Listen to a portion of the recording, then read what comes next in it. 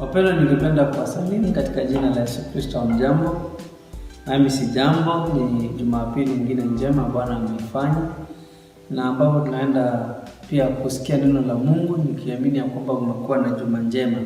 Neno la Mungu siku ya leo tutachukua kutoka katika kitabu cha Yakobo, kifungu hicho ni cha kwanza. Yakobo anaandikia Wakristo wote katika dunia, haandikii mtu binafsi ama katika watu walio katika sehemu fulani, lakini anawaiandikia jumuiya yote ya Wakristo katika dunia, akiwahimiza.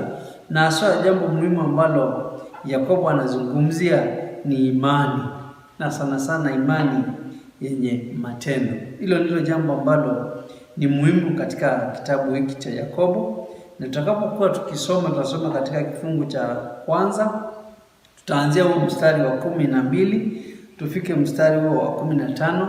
Ndipo tutaenda kujifunza siku ya leo kuhusu maamuzi. Tunajifunza maamuzi katika maisha ya imani. Kwa hivyo ningependa kukaribisha siku ya leo ili tuweze kwenda pamoja katika neno la Mungu, tukasome na pia tusikie Mungu anasema nini nasi siku ya leo. Tutaenda kulisoma neno la Mungu kama nilivyosema, huo mstari wa 12 hadi 15. Kitabu ni Yakobo, kifungu ni hicho cha kwanza. Tusome kwa pamoja. Heri mtu anayebaki mwaminifu katika majaribu, kwani akiisha stahimili atapewa tuzo la uhai ambalo Mungu aliwaahidi wale wanaompenda. Kama mtu akijaribiwa, asiseme najaribiwa na Mungu, maana Mungu hawezi kujaribiwa na uovu, wala yeye hajaribu mtu yeyote. Lakini mtu hujaribiwa anapovutwa na kunaswa na tamaa zake mbaya. Tamaa ikiiva huzaa dhambi, nayo dhambi ikikomaa huzaa kifo. Tuombe. Baba, tusema ni asante kwa wema wako na fadhili zako. Tusema ni asante kwa ajili ya Jumapili nyingine njema ambayo umeifanya. Kwa Mungu ishie milele, napenda kusikia neno lako. Nenda ukanitumie kama chombo chako, na hata wapendwa nao nisikiliza, mfano Mungu ishie milele, ukawape kulishika na kulielewa na kulifanya neno lako. Na ni katika jina safi la Bwana Yesu Kristo tumeamini na hata kuomba. Amen. Basi katika maamuzi siku ya leo nitazungumzia kuhusu maamuzi ambayo yanaleta maisha mema, ambayo ni uhai wa milele, na maamuzi ambayo yataleta kifo ambacho ni shida ya milele. Neno la Mungu kama tulivyosoma pale mstari wa 12 inasema, heri mtu anayebaki mwaminifu katika majaribu. Biblia inasema heri ni kumaanisha kwamba ni amefadhiliwa, ameonewa wema machoni pake Mwenyezi Mungu. Ndipo inaanza na kusema heri mtu anayebaki mwaminifu katika majaribu. Biblia inatufunza hapa nini? Ya kwamba majaribu katika maisha ya Mkristo hayana budi kutupata sisi. Hayana budi, wakati mmoja ama mwingine utapitia katika mambo magumu, mambo ambayo kwako si rahisi. Kumbuka ya kwamba Biblia, neno la Mungu limetuahidi, na hii ni ahadi ya kwamba tukisha stahimili, when we persevere through temptations, when we persevere, wakati tunapita katika majaribu, katika mambo magumu katika maisha haya, Biblia, neno la Mungu linatuambia tustahimili, maana tukistahimili tutapata tuzo la uhai ambalo Mungu aliwaahidi wale wanaompenda. Kwa hivyo swali ambalo unapaswa kujiuliza wakati unapitia katika mambo magumu, je, nampenda Mungu? Maana kama unampenda Mungu, hiyo itakutia motisha kufanya kulingana na mapenzi yake Mwenyezi Mungu. Usije ukajaribika na kutenda mambo ambayo hayampendezi Mwenyezi Mungu. Maana unampenda Mungu, utataka hata kumfurahisha. Kumbuka tulisema ya kwamba haupaswi kulipiza kisasi. Kama unampenda Mungu, basi utatii neno lake na kufanya vile alivyokufunza. Kumbuka tulisema ya kwamba haupasi kukataa kumsamehe mwenzako. Basi kama unampenda Mungu, utalitii neno la Mungu na utamsamehe mwenzako anapokosea, na mambo mengine ambayo tunasoma katika neno la Mungu utaenda na kuyaachia, maana unampenda Mungu. Ili likitokana na upendo wa Mungu ambao unaujua alikupenda hata pale mwanzo. Kwa hivyo wapendwa, tustahimili mambo magumu, tustahimili majaribu, tukijua kwamba Mungu ametuahidi. Na ukifanya huo uamuzi na useme ya kwamba mimi nitastahimili, basi uamuzi huo utakupa uhai wa milele. Bwana Yesu asifiwe.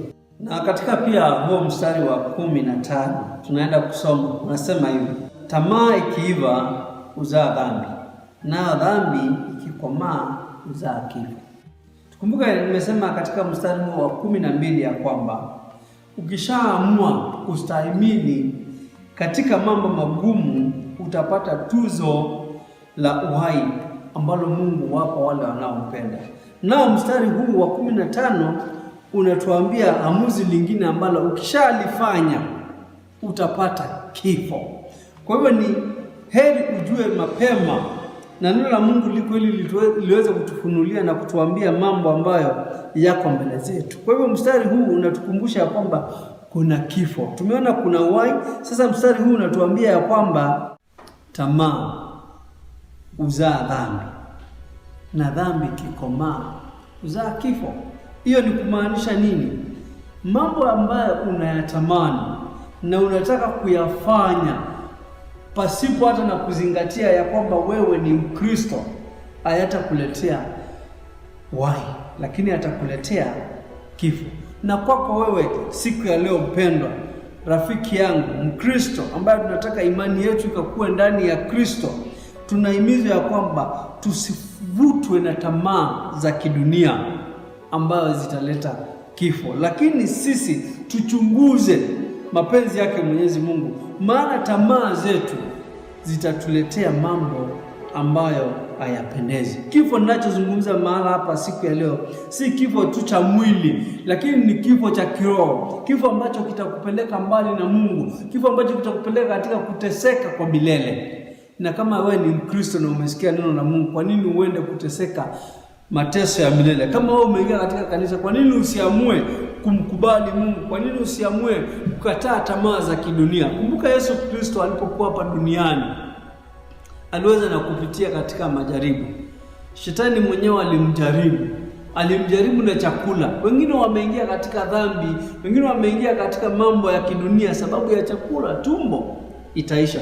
Wengine wameingia katika dhambi, maana kumbuka Shetani pia alimjaribu Yesu Kristo hata kwa ajili ya vitu vya dunia. Akamwambia, nitakupea hivi vyote utakaponiabudu.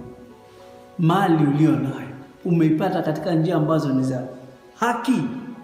Tuangalie tusije tukajawa na tamaa na kujitafutia kifo kwa kutafuta vitu katika njia ambazo hazimpendezi Mwenyezi Mungu. Kumbuka Shetani bado hata siku ya leo anatuwinda, bado hata siku ya leo anataka kututia katika majaribu ili tukaweze na kutoka katika imani yetu, ama tusisimame katika imani. Ukisoma katika waraka wa Petro wa kwanza kifungu cha 5 mstari wa 8, neno la Mungu linasema Shetani anazunguka huku na huku kama simba akitafuta mtu hale.